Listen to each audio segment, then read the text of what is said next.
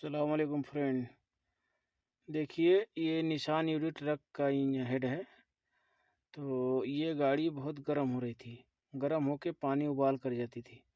तो इसका रेडिएटर तो सब कुछ साफ़ करा के देखे, तो इसका कोई फ़र्क नहीं पड़ा।